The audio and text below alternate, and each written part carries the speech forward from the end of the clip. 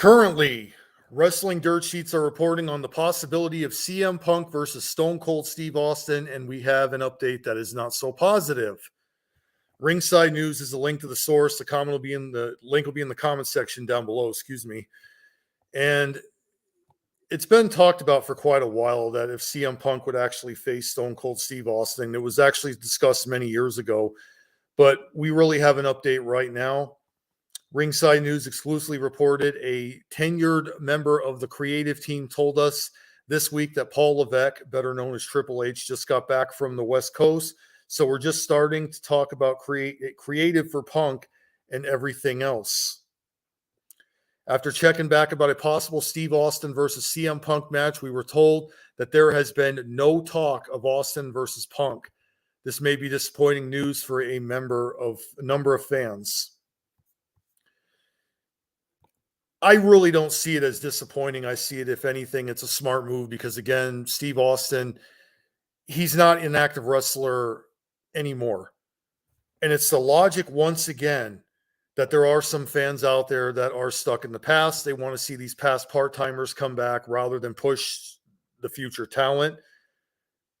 People who are full-time have to get put to the back burner while past part-timers come back to the company for main event spots. This is something that failed for many years when Vince McMahon was in creative.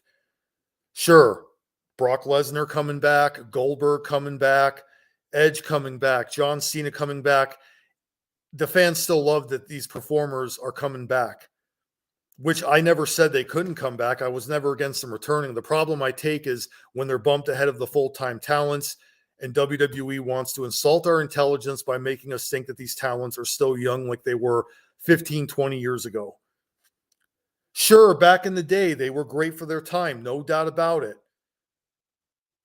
But time catches up with every one of them. And I'm not saying that they're all like old, but I'm saying they're not going to be as good as what they used to be.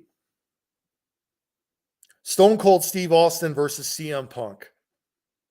There might have been a time where they could have done some really interesting stuff on the microphone, have a segment together.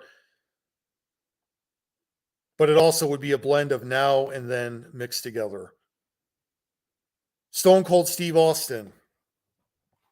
He had to retire from the ring many years ago due to reoccurring neck issues. In 2003, his match with The Rock was basically not that great compared to the two previous ones. The guy is limited in the ring and he cannot actually do what he used to because he's got lifelong neck issues. He's had knee issues. Stone Cold Steve Austin does not need to get back in the ring to prove himself. If anything, him getting back in the ring, I mean, yeah, it might be an intrigue to the fans, but here's the thing. This late in the game, Stone Cold Steve Austin would likely get hurt. That is what the argument is with these past part-timers coming back. Why do you want to keep putting them in the ring thinking that these guys are still as young as they used to be? Knowing that they're limited in their ring work. Yeah, they do look like they're in great shape, but they're not in wrestling shape. When you leave the wrestling business from a full-time perspective and then come back years later, you're not going to be the same as you once were. Stone Cold Steve Austin getting back in the ring, it's a losing game for him. He might be able to do a segment here and there, that's fine, but why put him back in the ring when you know he's not going to be what he used to be? CM Punk has nothing to gain with the victory over Stone Cold Steve Austin. CM Punk has got nothing to prove against Stone Cold Steve Austin. If anything, the rumored plan is CM Punk versus Roman Reigns. That's if they don't add Punk to Randy Orton versus Roman Reigns and make it a triple threat. I don't see CM Punk feuding with Seth Rollins. I've often said that CM Punk going after Roman Reigns makes more sense because of the history between Punk and Paul Heyman. They would be able to do more from a storyline perspective rather than Punk facing somebody, which it's not that a feud with Seth Rollins wouldn't be big. It's just I feel like Punk's connection to Paul Heyman really goes back to before Punk actually walked out of WWE because he was feuding at the time with Paul Heyman, clients like Curtis Axel and Ryback, and he was even facing Brock Lesnar before. That really is kind of unfinished business. I think, if anything, that they're going to go with that. I don't think that Punk is going to turn heel and realign himself with Paul Heyman. I don't think that's even needed. If they're going to turn Punk heel, why not have him be somebody that actually is going to join the Judgment Day? The Judgment Day was mentioning the Bloodline not that long ago. And I honestly think that it would set up Punk versus Randy Orton, since, that would probably be something down the road where if Punk were to turn heel after Roman leaves, Punk maybe would take over as the Judgment Day leader and he would feud with Randy Orton. So many variables could play out between this and WrestleMania. But again, like a match with Stone Cold Steve Austin really would be more risky than it would be beneficial for both. And Steve Austin, I think he did say on one of his podcasts not that long ago that he is done wrestling for good.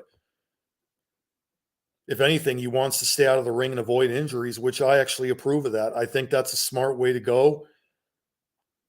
Do you really want that guy getting back in the ring knowing he could fall on his neck and then get hurt even more to the point where he's in a wheelchair? Like, that could be a very big possibility.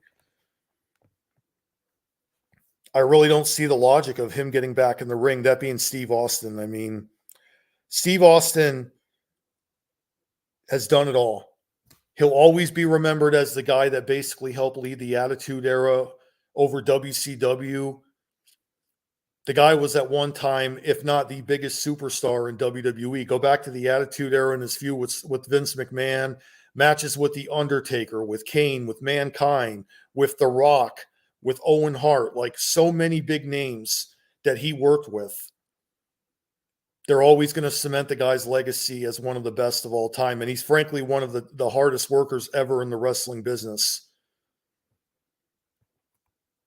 That alone will forever cement his legacy. A match with CM Punk is not a good thing to do. So I'm just giving my 2 cents on the whole thing, guys. With that being said, guys, tell me what you think in the comments section down below. Hit the subscribe button if you're brand new to the channel. Thanks again for watching, and I'm out of here.